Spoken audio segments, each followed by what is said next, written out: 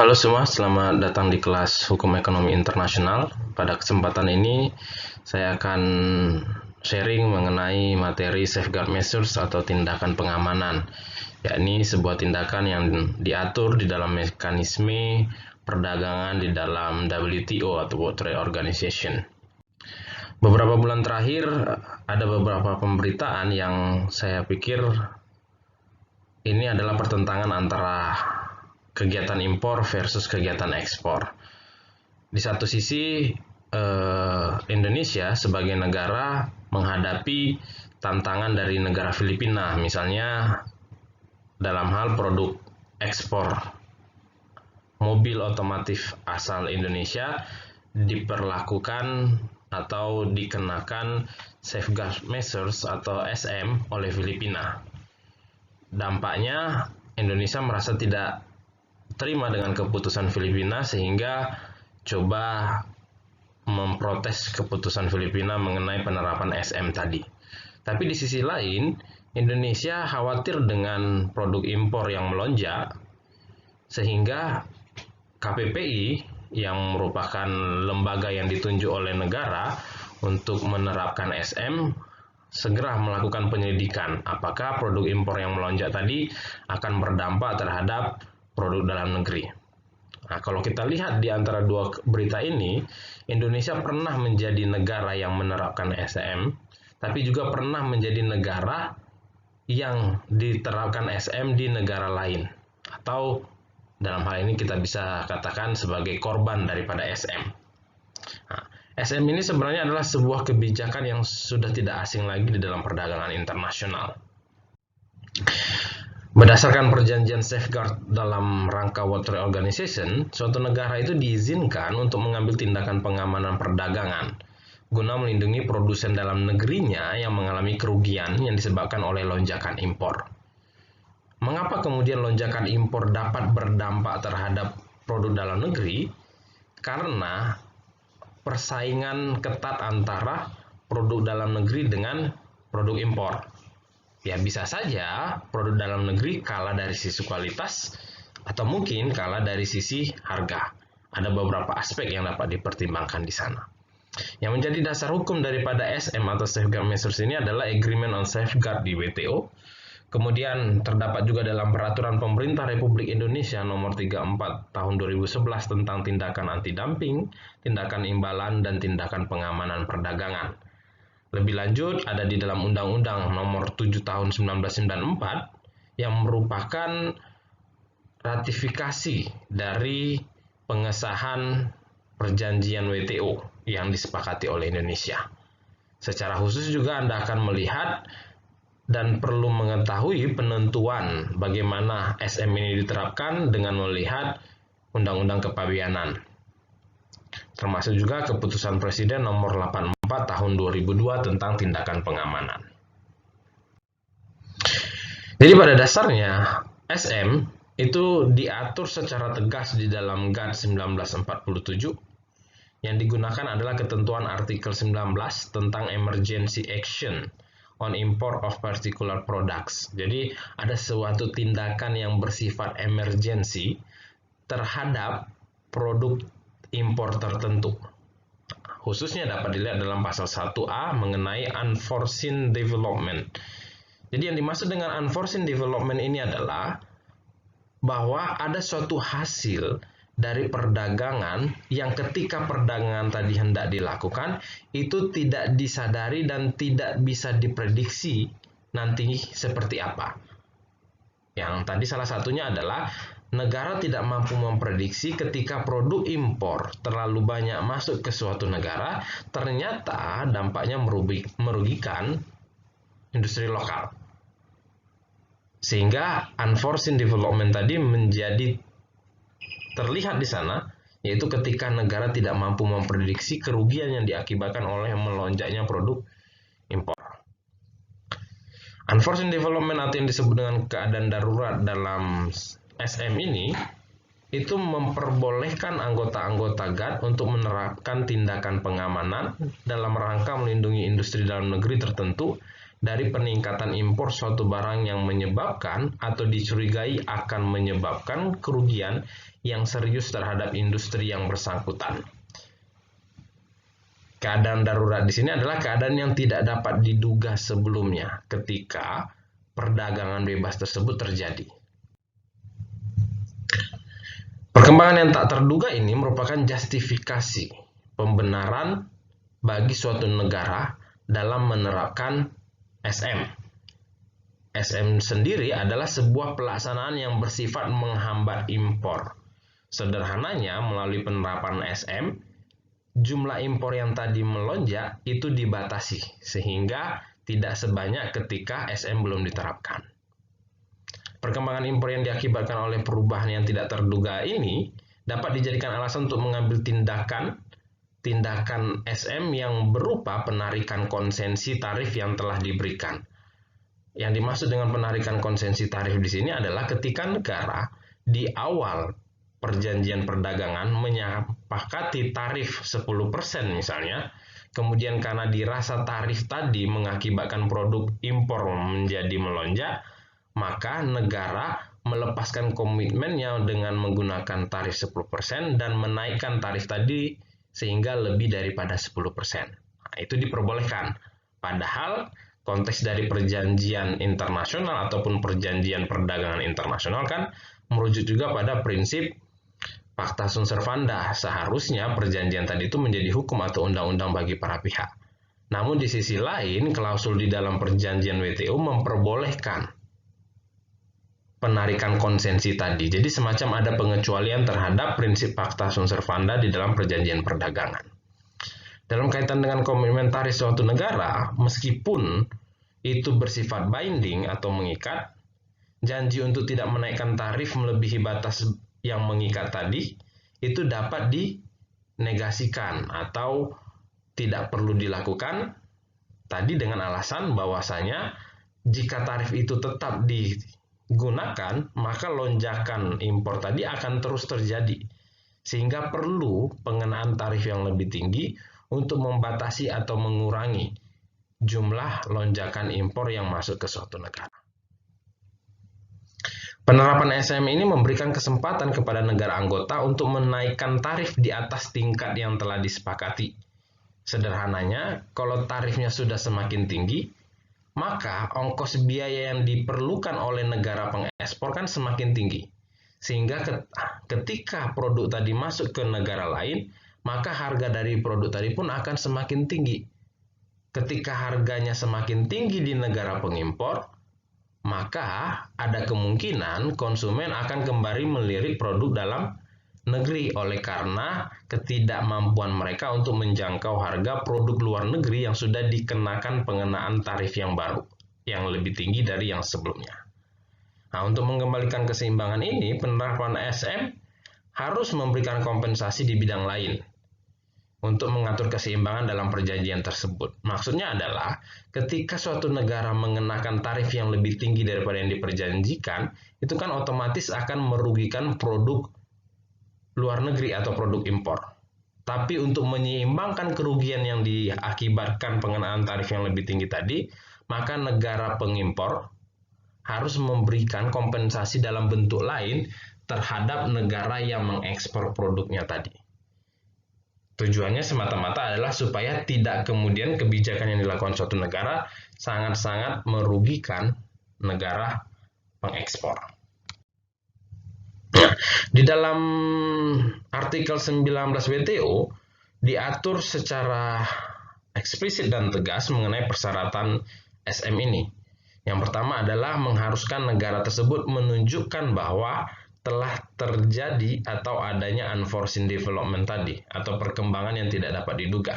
Dan perkembangan yang tidak dapat diduga tadilah yang telah mengakibatkan peningkatan impor barang yang dikenai tindakan SM.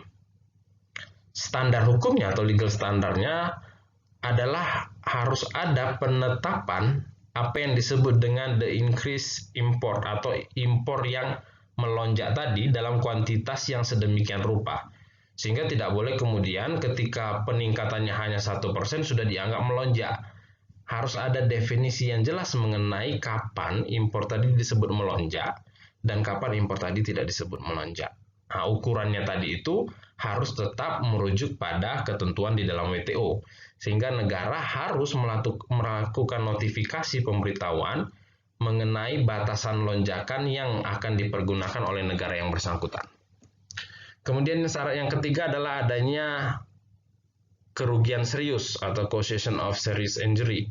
Mengapa kerugian serius ini menjadi penting? Untuk membuktikan bahwasanya benar ada hubungan kausalitas antara produk impor yang melonjak dengan produk dalam negeri yang mengalami kerugian serius. Jangan-jangan kerugian serius tadi bukan karena produk impor melonjak, tapi ada faktor-faktor lain di luar itu. Kemudian yang terakhir, harus dilihat juga dampak dari penerapan SM tadi kepada negara lain seperti apa. Sehingga tadi di awal saya sudah sampaikan, perlu adanya penyeimbangan dengan memberikan kompensasi lain ketika negara telah menerapkan SM.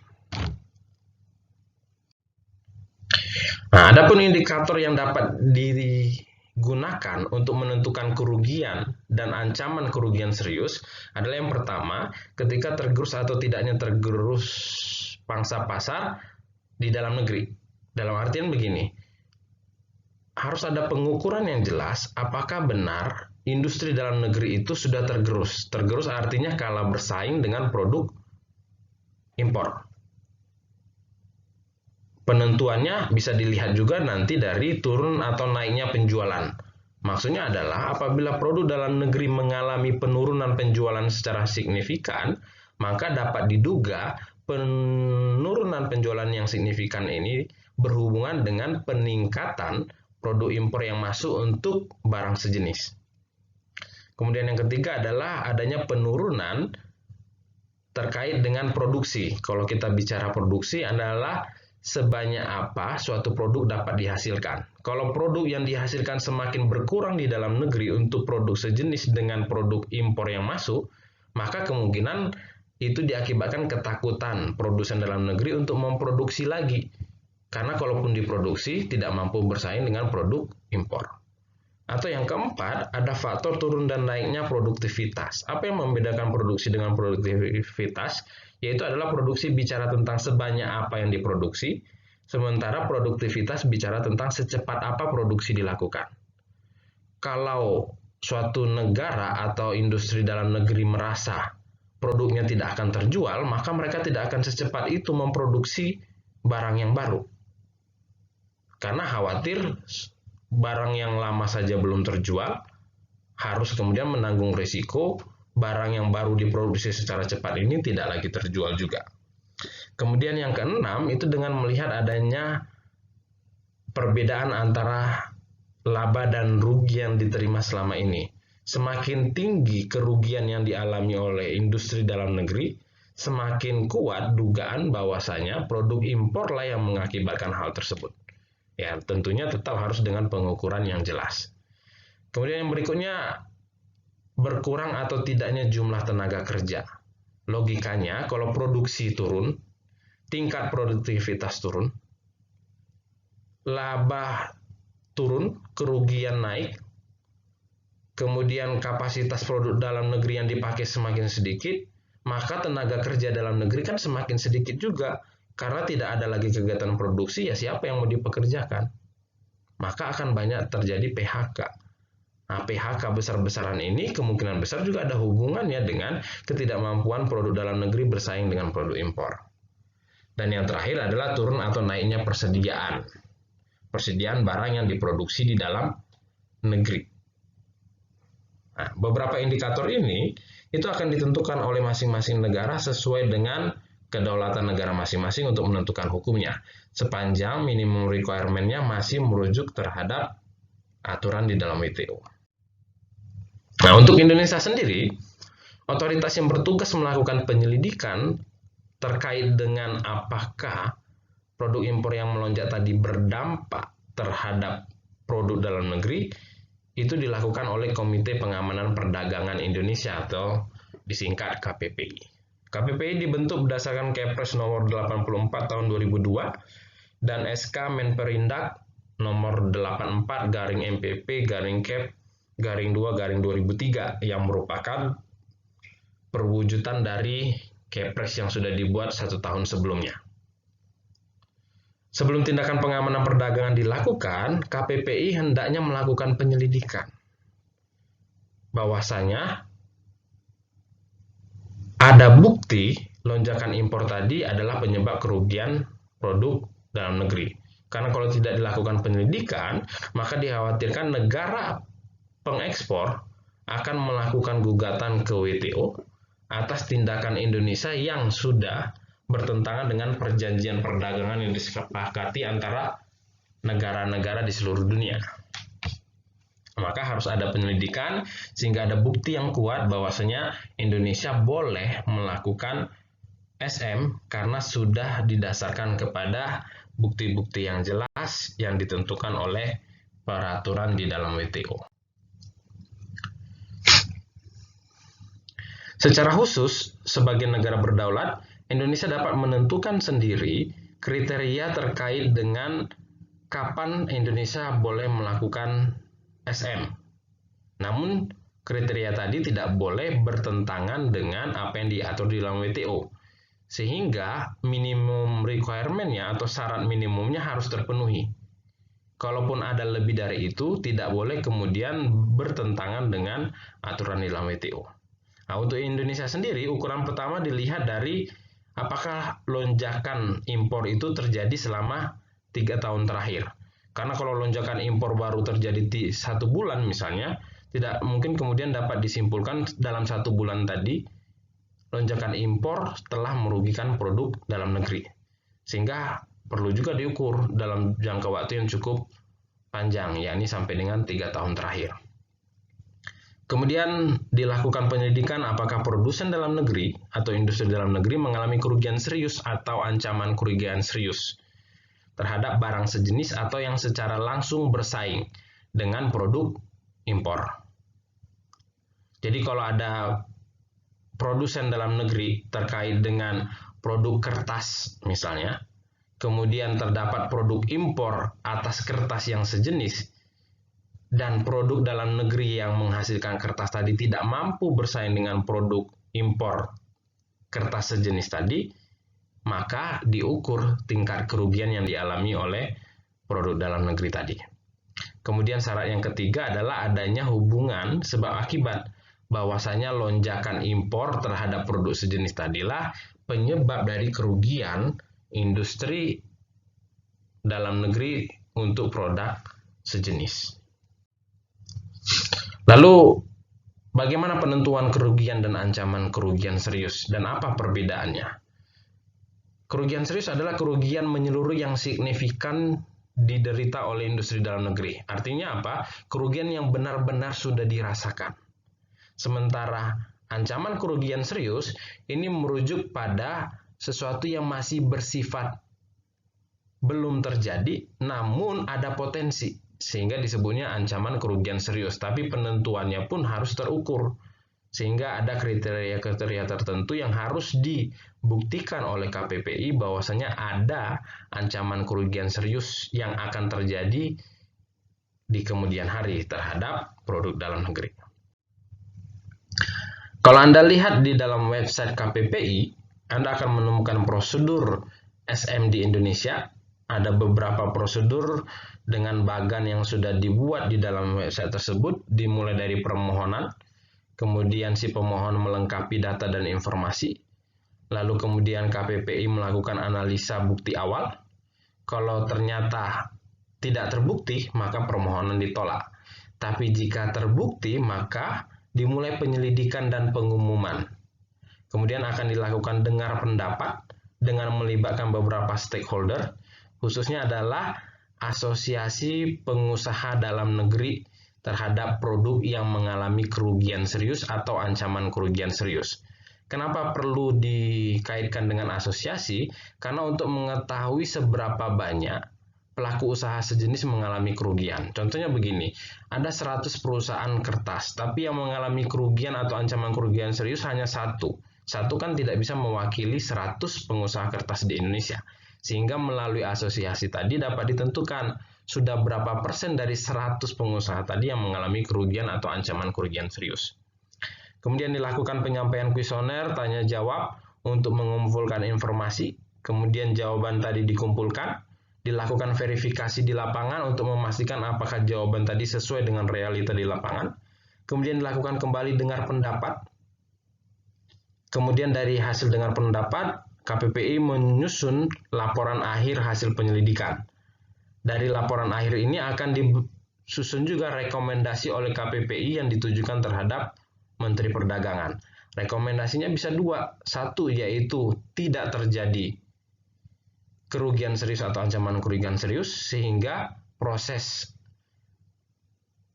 pengenaan SM tidak perlu dilakukan. Atau yang kedua adalah ada kerugian serius atau ancaman kerugian serius, sehingga perlu dilakukan kebijakan SM.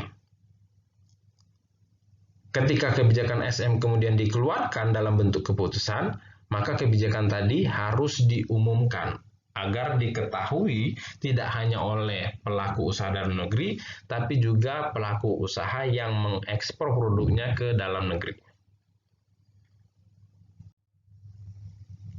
Nah, bagaimana bentuk penerapan SM? SM sendiri dapat diterapkan melalui kebijakan tarif, yaitu tadi dengan cara meningkatkan nilai tarif atau yang disebut dengan bea masuk di luar tingkat yang mengikat yang sudah ditentukan tadi. Kalau sebelumnya 10%, berarti ditingkatkan lebih dari 10%. Atau bisa juga melalui kebijakan non-tarif, yaitu adanya tindakan untuk mengontrol impor. Ini bisa dilakukan melalui penentuan kuota. Misalnya, kalau sebelumnya diizinkan impor sampai dengan 1.000 ton, maka kuotanya dipotong sampai dengan 70% misalnya, atau 30%. Jadi yang boleh diimpor hanya 70% dari 1 ton misalnya, atau 1.000 ton yang tadi sudah kita tentukan. Dalam beberapa kesempatan, negara bisa menerapkan keduanya, tarif sekaligus kebijakan non-tarif. Selain itu, ada yang disebut dengan tindakan alternatif, yaitu melalui bea masuk tindakan pengamanan atau BMTP, yaitu penggunaan negara untuk memulihkan kerugian serius atau mencegah ancaman kerugian serius yang diderita oleh produsen atau industri dalam negeri sebagai akibat lonjakan jumlah barang impor terhadap barang sejenis atau barang yang secara langsung bersaing, dengan tujuan agar produsen atau industri dalam negeri yang mengalami kerugian serius atau ancaman kerugian serius dapat melakukan penyesuaian yang diperlukan. Selain itu, ketika proses penyelidikan membutuhkan waktu yang tidak singkat, maka untuk sementara dapat diterapkan yang namanya bea masuk tindakan pengamanan sementara atau BMTPS, yaitu pungutan negara yang dilakukan selama proses penyelidikan dilakukan dengan tujuan untuk mencegah terjadinya kondisi lebih parah yang sulit untuk dipulihkan atau diperbaiki. Karena kan kekhawatirannya begini, proses penyelidikan sedang dilakukan, tapi dampaknya sudah terus-menerus terjadi, kemudian hasil penyelidikan keluar, sudah terlambat karena industri dalam negeri sudah keburu gulung tikar, sehingga selama proses penyelidikan dapat dilakukan BMTP sementara supaya bisa survive dulu nih sampai dengan hasil penyelidikan keluar dan keputusan apakah SM perlu diterapkan atau tidak dikeluarkan oleh Kementerian Perdagangan berdasarkan rekomendasi dari KPPI. Lalu apa yang terjadi pasca penerapan BMTP? Apakah terus-menerus bisa dilakukan? Tentunya tidak demikian, karena apa? Kalau terus-menerus dilakukan dikhawatirkan akan merugikan negara pengekspor. Padahal kesepakatan di dalam WTO itu adalah mewujudkan perdagangan bebas, perdagangan yang sifatnya tidak terlalu mengandalkan tarif yang tinggi untuk memproteksi industri dalam negeri. Karena itu adalah konsekuensi dari liberalisasi perdagangan. Sehingga ketika penerapan BMTP sudah dilakukan, maka harus dilakukan kembali yang namanya peninjauan kembali atau midterm review.